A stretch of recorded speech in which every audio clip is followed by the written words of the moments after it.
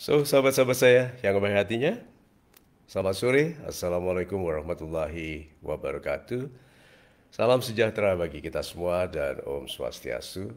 Kita bertemu lagi sore ini sambil menunggu sahabat-sahabat saya yang lain yang hadir. Yuk kita mulai. Saya set dulu follower komennya. Oke. So kita bicarakan hari ini tentang Pak Oscar Gazzoni. Terima kasih, Anda Pertamax, Pak.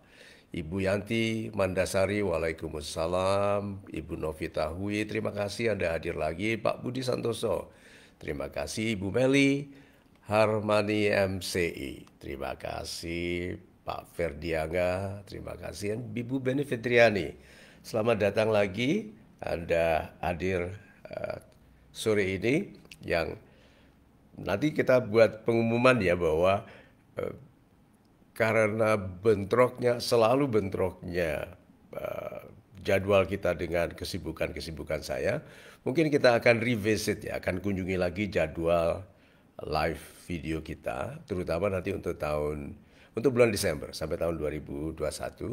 Tetapi itu untuk kebaikan. Ibu Nuni sudah hadir, Ibu Fitri Rohani, terima kasih. Dan ini saya cek dulu oh my God, sudah 1.300, 1.400 orang sekarang hadir.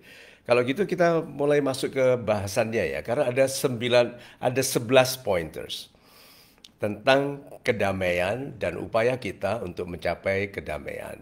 Ini logikanya sangat sederhana, sangat kuat, dan mudah-mudahan setelah hari ini Anda semua menemukan bukan hanya kekuatan ya, tetapi jalan keluar, jalan naik menuju kehidupan yang lebih berkelas. Yuk kita mulai dulu dengan konsep pertama tentang kedamaian. Saya mohon maaf tidak menyapa dulu semua ya, karena ini ada 11 poin yang kita harus bahas sore ini. Yang pertama, dan ini penting sekali, ya, bahwa kedamaian hati adalah perlindungan. Coba ya. Semua kesalahan kita, ini kalau ini hati kita, dan hati kita sedang gelisah, gitu. Selalu kan kita salah dua hal. Kita itu kalau tidak salah bicara, ini masalah kita di dalam hidup, salah makan toh. Dan salah bicara paling banyak waktu hati tidak damai.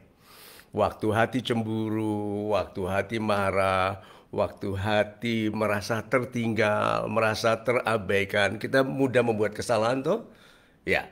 Nah, kita ini makhluk yang ketepatan keputusannya sangat bergantung dari organ kecil yang namanya hati. Cuman hati itu kan kalau orang Amerika bilangnya itu heart, itu jantung. Kalau hati di Indonesia itu liver. Tetapi konsep hati yang sebetulnya tidak di dada. Hati itu mental, ada di kepala sebetulnya, di konsep mental. Tetapi inervasinya ya, keterhubungannya waktu kita sakit hati yang terasa adalah kontraksi pedih di sini. Itu sebabnya orang bilang hatiku pedih sambil pegang dada, tetapi itu karena pengertian di otak. Jadi sebetulnya hati itu mental. Di dalam mental itu ada pikiran, kemampuan untuk menganalisa, membuat solusi, termasuk intelektual, kecerdasan spiritual, dan semua kecerdasan itu, kecerdasan mengukur ruang. Kan tidak semua orang pandai mengukur ruang, tidak semua orang mengenali kecepatan, letak, atau posisi. Karena itu sebabnya tidak semua orang bisa menembak dengan tepat. Nah, itu semuanya sebetulnya di mental, di kepala. Itu sebabnya orang yang kepalanya, otaknya ada masalah, hatinya tidak lagi berfungsi. Dalam artian tidak lagi dia bisa sakit hati karena pengertiannya rusak. Nah, jadi kalau begitu yang disebut kedamaian itu ada kedamaian mental. Kita amannya sore ini kita sebut kedamaian hati ya. Nah, kalau hati itu tidak damai, kita bisa salah bicara. Itu sebabnya kan kalau kita marah disuruh menunda, hitung sampai 10 sebelum Anda menjawab. Gitu toh. Kalau lebih marah gitu tulis surat. Kepada orang yang Anda marahi tulis surat. Setelah selesai jangan dikirim, dirobek. Jangan tulis di handphone atau di komputer karena itu bisa terkirim dengan mudah. Atau kalau demikian marah, walk a mile. Jalan 1,5 kilo, jalan 1 kilo, jalan 100 meter. Supaya kita damai. Karena kalau damai, ini ya lihat, ini saya hapus di sini. Ini kalau hatinya damai, ini kalau damai begitu, nih kita itu tercegah dari membuat kesalahan ini tadi. Itu sebabnya jangan membuat keputusan di dalam emosi-emosi ekstrim. Boleh saya tuliskan ya? Nanti Anda yang mencatat besar-besar. Emosi ekstrim. Semua ekstrimnya pakai bahasa Indonesia saja ya. Semua orang yang membuat keputusan, yang berbicara pada saat dia dalam emosi ekstrim, dia pasti buat kesalahan. Yuk, 1, marah.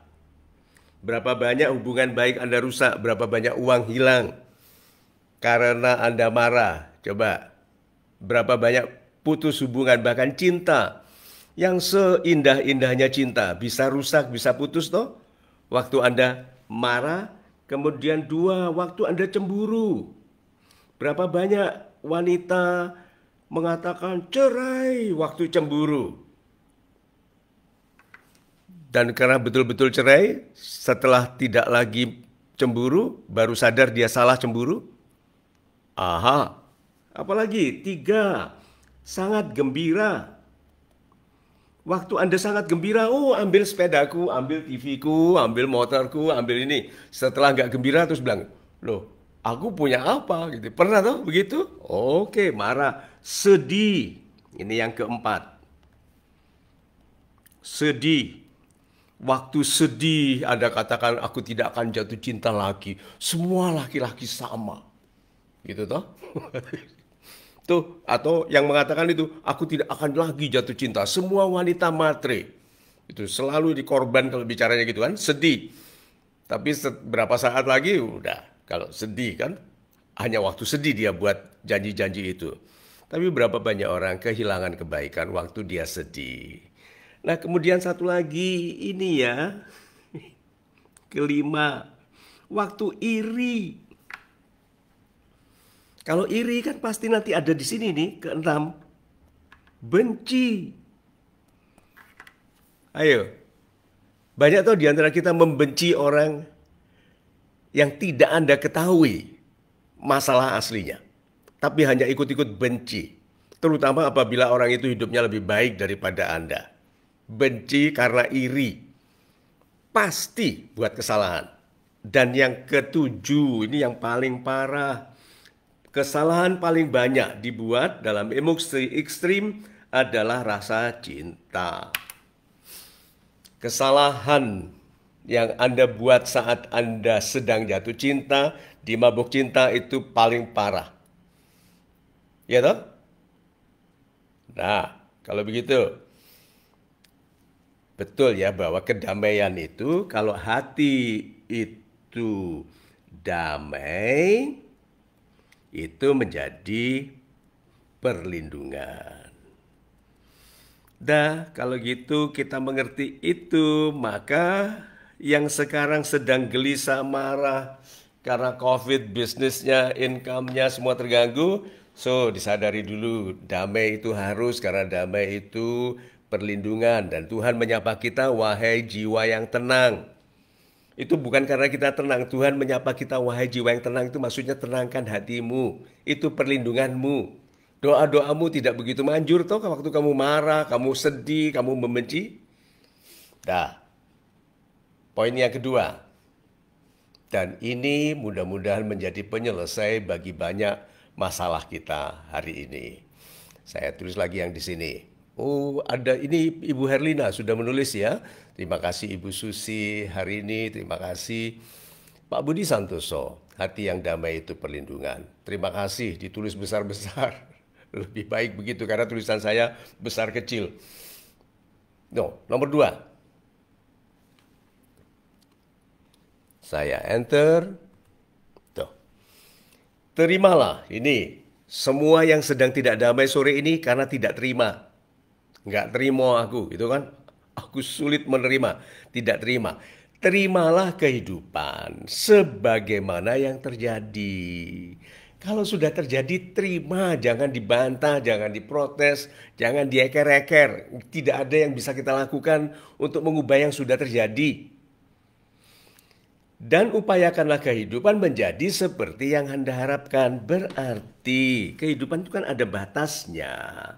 Ini loh, now, kan ini tadi kan sudah. Kalau sudah terjadi udah nggak bisa apa-apa. Ini fix. Sudah jadi. Kesini kan yang sebagaimana Anda harapkan. Harapan itu tidak boleh ke masa lalu. Harapan tidak boleh mundur. Alasan mengapa sebagian dari Anda yang berada di ruang keluarga live video kita sore ini gelisah, galau, baper, karena harapan Anda mundur. Jangan berharap mundur.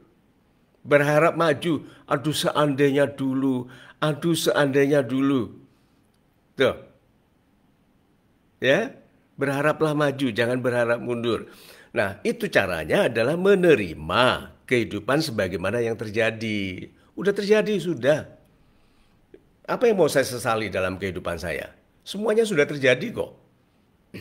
Apapun, semua.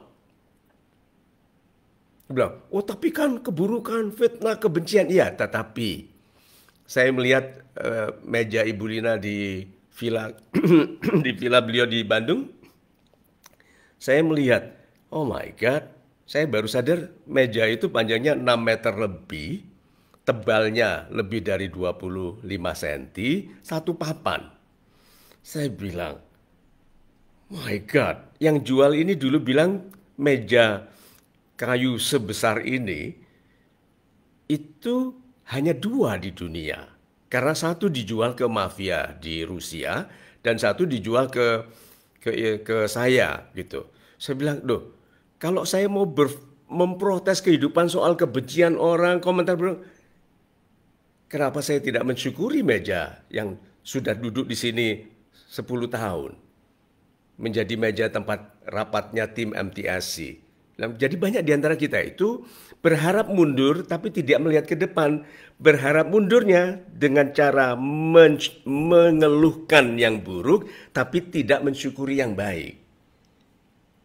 Nah, kedua ya, terimalah kehidupan sebagaimana yang terjadi dan upayakanlah kehidupan menjadi seperti yang Anda harapkan. Dan yang tiga, dan ini kenapa kita harus berupaya. Kan katanya yang bersungguh-sungguh yang dapat. Ini yang poin ketiganya. Saya paste. Ibu Atina, Pak Baryo bagaimana menjadi pribadi yang utuh bahwa jiwa, perasaan, pikiran, mental, daya pikir menjadi satu. Ya, yang kita bicarakan ini sebagian dari itu. Saya enter dulu ini, poin ketiga. Poin ketiga sudah masuk ya. Oke. Nih. Kedamaian hati Anda adalah tanggung jawab pribadi Anda. Tuh, kedamaian hati Anda adalah tanggung jawab pribadi Anda, bahkan Tuhan pun melimpahkan kedamaian kepada Anda sesuai dengan kebaikan upaya. Jadi tidak ada orang yang tidak berupaya diberikan kedamaian. Karena orang yang tidak berupaya menjadi lebih pantas bagi kegelisahan. Nih, kan hidup itu gini, tau? Gelisah, kita ingin masuk ke dalam kehidupan yang damai. Nih, bahkan Tuhan pun tidak menganugerahkan kedamaian kepada orang ini yang zero upaya. Orang yang tidak berusaha, tidak berupaya menjadi orang baik kan tetap mempertahankan keburukan. Ya, jadi bahkan Tuhan pun, maksudnya adalah tidak ada, bukan Anda dan bukan orang lain yang melimpahkan kedamaian. Sebetulnya kan Tuhan. Tetapi Tuhan tidak akan melimpahkan kedamaian kepada orang yang tidak berupaya untuk mencapai kedamaian. Nah, salah satu upaya yang paling sederhana, sahabat-sahabat saya yang baik hati, adik-adik saya yang lebih muda dari saya, minta. Tuhanku, kan Engkau perintahkan aku untuk menjadikanmu, mencukupkanmu sebagai penjaga dan penolongku. Kan begitu perintahnya. Minta, Tuhan damaikanlah hatiku. Oh, dan itu betul-betul manjur. Coba, dong, waktu Anda minta gini, Tuhan damaikanlah hatiku. Loh, kok aku masih deg-degan? Tuhan damaikanlah aku. Kok aku masih deg-degan? Bukan begitu caranya. Tuhan damaikanlah hatiku, aku ingin menjadi kekasih yang baik, aku menjadi suami, istri yang baik, anak yang baik, aku menjadi partner yang baik. Setelah itu sibuklah. Nah, di dalam kesibukan itulah baru meresap kedamaian. Sebagian kedamaian itu meresap saat sebelum Anda tidur, Anda berdoa, dan waktu Anda bangun, tahu-tahu Anda sudah damai. Nah, sampai di sini oke. Nah, ini komentar, hatiku tidak damai Pak Mario. Gimana ya Pak Mario menghadapi orang yang kita cintai tapi cemburunya banget? Ya, jangan berikan alasan untuk dia untuk cemburu. Jangan berikan alasan untuk dia cemburu. Kadang-kadang kita itu sudah tahu dicemburui kalau kita masih tetap kalau. Dimengerti saja. Terus berikutnya. Ini saya cepatkan jawabannya ya.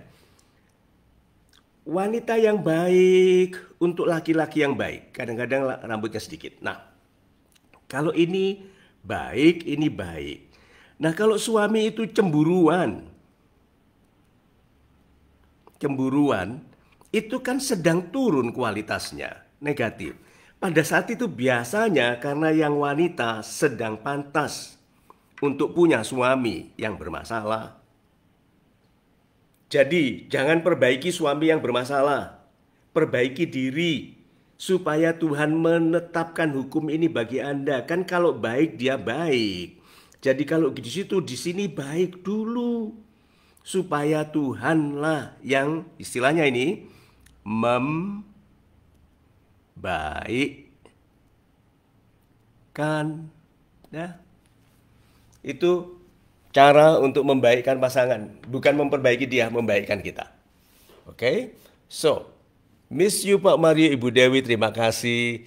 Yes, kan Anda bisa ikut live seperti ini. Pak Zulkarnain Salihin, terima kasih. Saya belum bisa baca semua pertanyaan dulu ya. Saya mau teruskan ke poin keempat. Nih. Yang keempat ini hukumnya. Oke. Hukum dari orang yang mau mengupayakan kedamaian. Poin 4.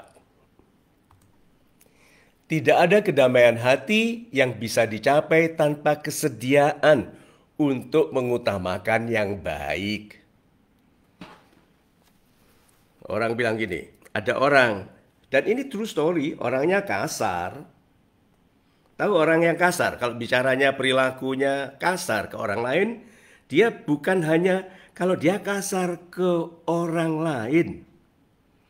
Tahu nggak, Tuhan itu demikian tidak suka kepada orang kasar, sehingga dia dikasari bukan oleh orang lain loh ya. Bukan oleh orang lain, tapi dikasari oleh ini kehidupan. Hai. Salah tulis terus. Nih, kehidupan. Jadi orang kasar itu bukan dikasari orang lain loh. Akan dikasari oleh kehidupan. Itu sebabnya orang kasar, mau miskin, mau kaya, mau tinggi pangkatnya atau rendah, selalu hidupnya gersang, penuh marah, kasar. Karena dikasari. Dia minta nasihat kepada saya, lalu saya bilang, bisa nggak Anda bicara lebih santun? Wah, nggak bisa Pak. Saya datang dari suku yang memang kasar. Saya sudah bawaannya kasar. Saya bilang, suku apa? Saya tanya gitu. Dia sebut sukunya, lalu bilang, enggak. Dirut saya dulu suku dari itu, tetapi elegan, santun, anggun. Berarti kalau begitu apa? Tergantung orang nya. Jangan salahkan suku, jangan salahkan bawaan. Kalau itu bawaannya yang bawa terus siapa? Yang salah yang bawa. Oke? Jadi kalau begitu, tinggalkan yang tidak baik, utamakan kebaikan. Kalau mau damai, itu syaratnya. Tidak ada kedamaian hati yang bisa dicapai tanpa kesediaan untuk mengutamakan yang baik. Poin 5. Poin 5, saya masuk lagi di komen. Ibu Lasbi, terima kasih. Ibu tulis besar-besar untuk teman-teman semua nanti yang datang menyusul. Nih, yang kelima. Kedamaian adalah hati untuk kedamaian adalah hadiah untuk hati yang baik. Kedamaian adalah hadiah. Jadi, kalau ini hati ada datang kedamaian, pasti hatinya ini baik. Karena tidak ada hati jahat bisa damai. Oh tapi ada Pak, itu ada hati jahat. Ya hati jahat itu tidak damai, dia sedang tenang. Loh apa tenang, apa bedanya dengan damai? Nih, tenang dengan damai apa bedanya? Saya tulis di sini ya. Kan ada suasana tenang sebelum badai. Orang yang hatinya jahat, kelihatannya bukannya dia damai ya. Kalau ini dia damai. Karena kedamaian kan hadiah untuk hati yang baik. Nah, orang yang hatinya tidak baik kelihatannya damai. Tidak, itu sebetulnya tenang. Seperti tenangnya suasana sebelum badai. Cantik ya? Jadi kalau gitu, baikkan hati. Karena hati yang damai, didamaikan itu upaya. Kan tidak ada kedamaian diberikan kepada orang yang tidak berupaya. Nah, orang yang membaikkan hatinya, baik tidak berprasangka buruk, penuh kasih, jujur, adil, santun, gitu. Tidak ngejudge, tidak menghakimi orang, ini hati yang baik, itu yang mudah menerima kedamaian. Keenam, saya masukkan dulu sambil siapa ini ya Pak? Catalans itu wilayahnya Barcelona itu, bagian Spanyol Katalan itu. Mereka berusaha untuk mandiri berpisah dari Spanyol ya. Tapi itu wilayahnya Barcelona, itu daerah favorit saya. Kemudian kedamaian hati adalah hati. Ini siapa yang menulis? Ibu Pak Mahendra. Terima kasih Pak Desman Hareva. Terima kasih banyak, demikian juga Anda, God bless you. Kemudian ini, keenam. Kedamaian itu ada di dalam diri Anda.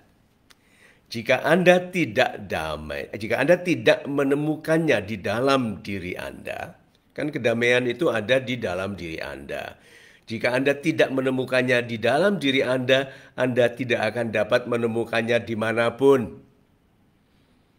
Lihat orang yang tidak damai, mau pergi jalan-jalan kemanapun tetap gelisah.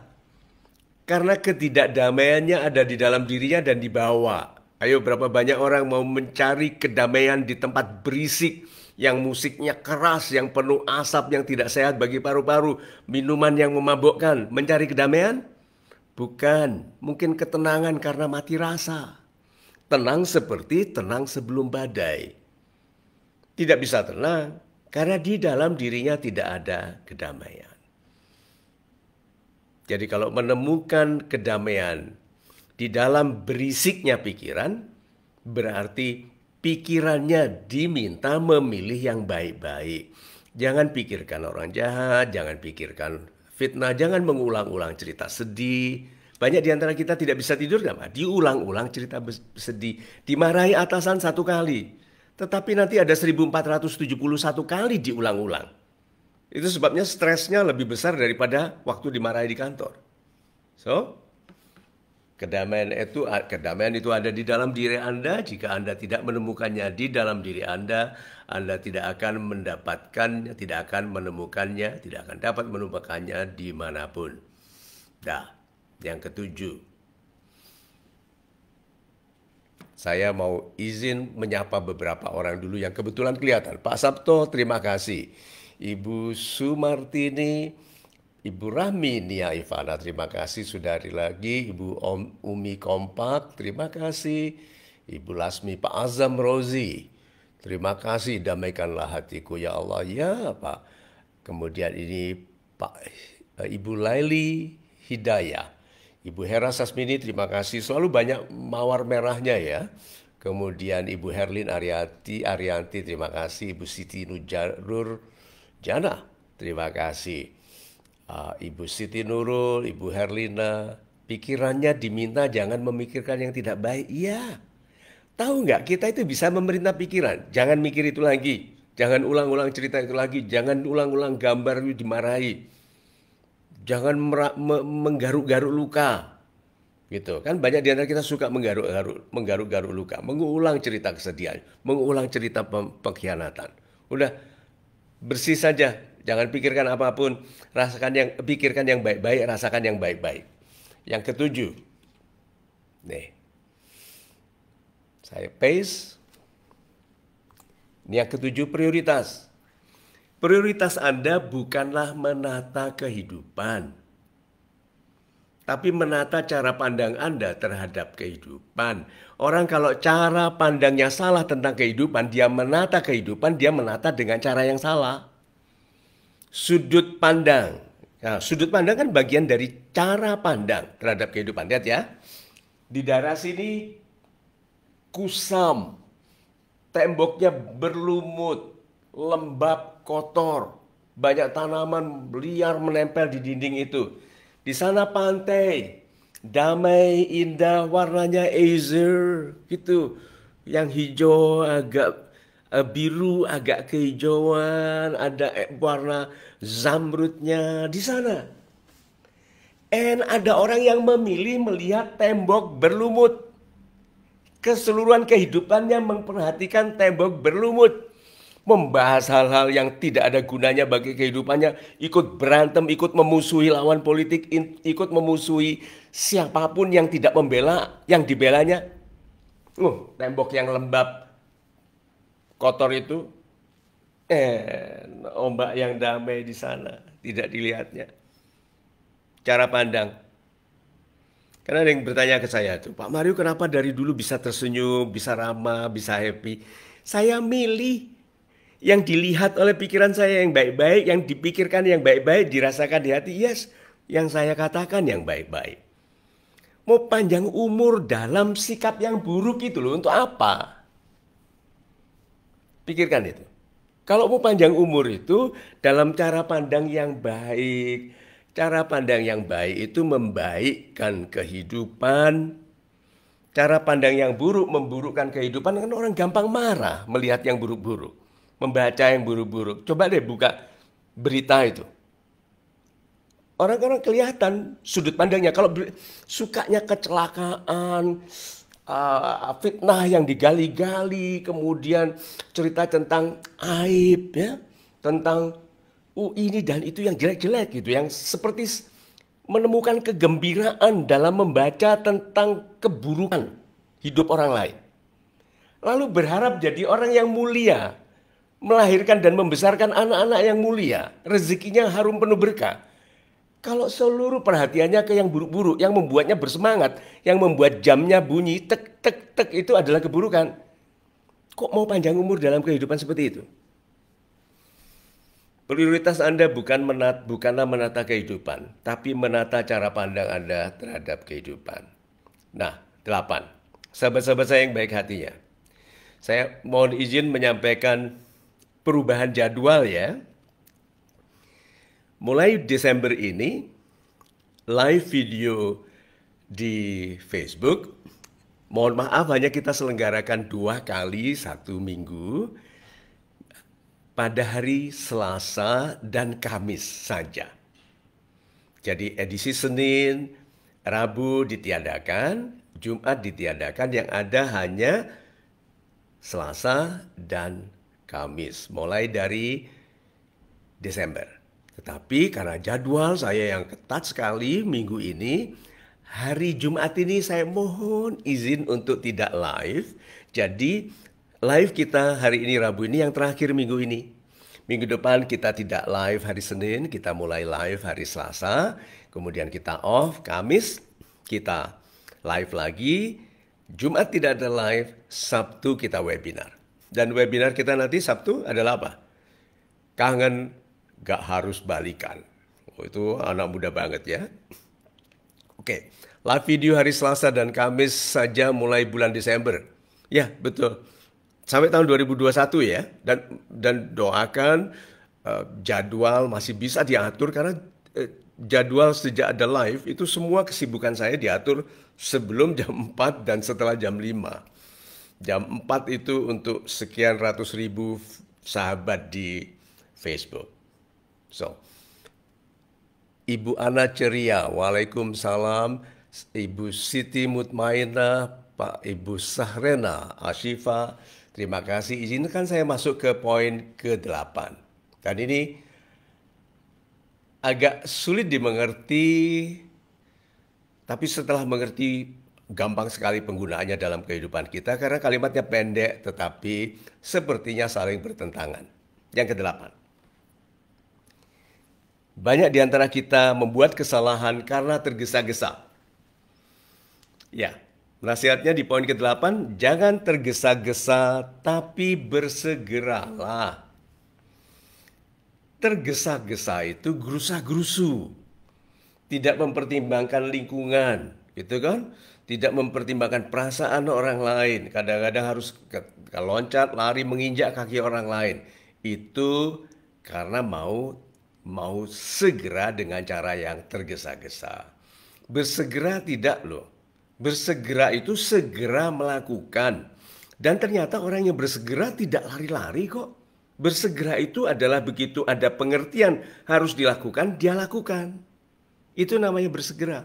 Dan tetap bisa elegan, bisa tetap anggun, terencana, dan kadang-kadang pelan kok. Oke, bersegera itu bisa misalnya begini ya. Memang dia harus dibeli ya. Oke, beli aja sekarang. Ini bersegera. Kalau yang tergesa-gesa itu ditunda lama. Tahu-tahu baru ingat, baru gerusa-gerusu. Itu seperti saya waktu kuliah dulu. Saya kuliah di Amerika.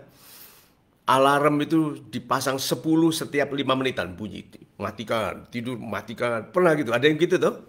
Mahasiswa kuliah itu bunyi dimatikan, bunyi. Begitu alarm ke-10, saya juga masih tidur. Tahu-tahu kan ada malaikat tuh yang disuruh. Mar, bangun Mar, kuliah gitu. Baru bangun lihat jam, oh my God, gitu kan musim dingin, jaket daun itu bulu angsa yang tebel itu pakai segera, nggak sikatan gigi, ada gantinya apa? Permen karet. Jadi permen karet masuk, lari kan. Saya dulu pelari waktu masih kuliah, lari kenceng banget ke business school. Di sekolah bisnis sampai di kelas terengah-engah tapi harus diam gitu karena dosennya melihat lalu buka resleting pelan-pelan. Krrrr, dia bilang I should not do this every day. Saya bilang saya tidak boleh begini tiap hari. Tapi apa yang terjadi? Setiap hari begitu. Namanya anak muda itu susah sekali ya untuk berubah menjadi seseorang yang lebih bersegera, bukan tergesa-gesa. Oke. Kemudian, itu berarti ada Pak Mahriful Anwar itu, dia pin komen saya. Terima kasih. Kemudian yang 9. Dan ini yang menjadikan kita lebih praktis dalam hidup ini. Tidak stres tentang hal-hal yang tidak perlu. Karena yang ke-9, nih. Berfokuslah pada hal-hal yang ada dalam kendali Anda.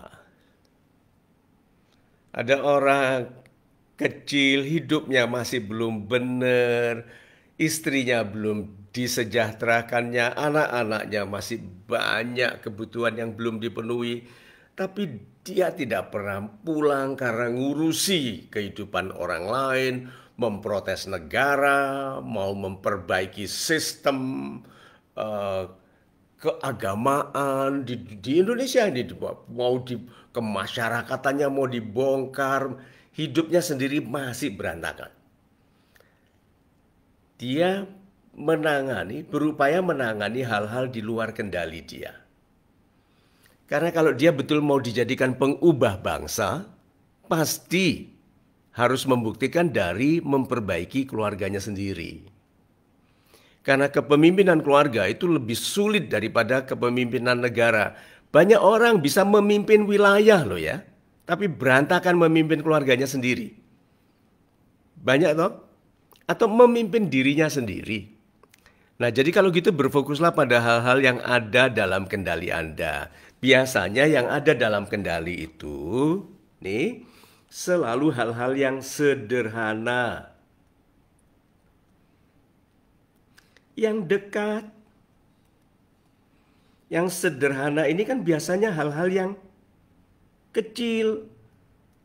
Kan kita diperintahkan begitu, kita memperhatikan yang kecil, yang sederhana, yang kecil, yang dekat, dan dilakukan dengan segera. Nah, ini loh yang namanya kendali. Jangan mau mengendalikan hal-hal yang berada dalam kekuasaan Tuhan. Kendalikan yang berada dalam kewenangan kita.